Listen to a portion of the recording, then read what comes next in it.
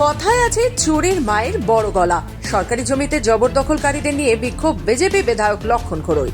প্রসঙ্গত, দুর্গাপুরের city centre junction mall সংলগ্ন এলাকায় বেশ কয়েকবার এডিটিএ জমি দখলদারকারীদের হটানোর হলেও আবারও তারা অবৈধভাবে সেই জায়গা দখল করে বসে পড়তেন। অবশেষে ওই এলাকায় সরকারি স্বীকৃত পার্কিং প্লেস করে দেওয়ায় বেআইনি দোকান উচ্ছেদ অভিযানে মঙ্গলবার নামে এলডিডিএ। আর সেই অভিযানকে ঘিরে বিক্ষোভ জানায় অবৈধ দোকানদারেরা। যদিও তাদের দাবি, তৃণমূলের এক বহিষ্কৃত নেতাকে তোলা দিয়ে ওই জায়গায় তারা বসেছিলেন, কিন্তু পাল্টা নাটক বিজেপি শুরু হয় বুধবার। দুর্গাপুর পশ্চিমের বিজেপি বিধায়ক লক্ষণ ঘোড়ইয়ের নেতৃত্বে একদল আন্দোলনকারী এডিডিএ দপ্তরের প্রধান দরজার সামনে বসে পড়েন বিক্ষোভ দেখাতে। পাল্টা অবস্থান নিয়ে এডিডিএ চেয়ারম্যান কবি দত্ত জানান, রাস্তা নির্মাণ প্রকল্পের জন্য অবৈধ দখল উচ্ছেদ করা হচ্ছে।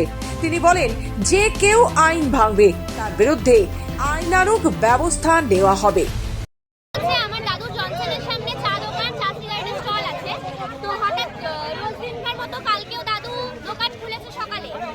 হঠাৎ 12টা নাগাদ জেসিবি এসে পড়ে, বলে যে আমি আপনার দোকান ভাঙবো। তো দাদুকে দোকান থেকে বেরোনোর কোনো সুযোগ দেয়নি। দাদু জাস্ট 2 মিনিট টাইম চেয়েছিল দোকান থেকে বেরোনোর, সেইটুকু সুযোগও দেয়নি এমনি। ঠিক আছে, তাকে নিয়ে দোকান ভাঙতে শুরু করে। তাকে দোকান থেকে বেরোতে দেওয়া হয়নি। পাশে যার দোকান ভেঙেছে তিনি হাত পায়ে জোর করে দাদুকে দোকান থেকে বের করেছে। ওই জন্যই আমাদের এই বিক্ষোভ। কোনো ওয়ার্নিং নেই, কোনো কিছু নেই। এমনকি যাতে দোকানের কোনো ক্ষয়ক্ষতি না হয়, ওই জন্য প্রতি মাসে 5,000 টাকা করে নিত। কে নিত? দেবাংশু রায় 5,000 টাকা করে নিত। সে বলছে, সে তারপরে কথাটা খানিকক্ষণ পরে উল্টাচ্ছে, আমি স্পটে ছিলামই না যখন দোকানটা ভাঙায়। অথচ সে আর সত্যজিৎ মুখোপাধ্যায় বা সত্যজিৎ মুখার্জি বলে কেউ আছেন, উনি বলেছেন যে উনি থাকুক দোকানে, উনি থাকা সত্ত্বে দোকান ভাঙুক।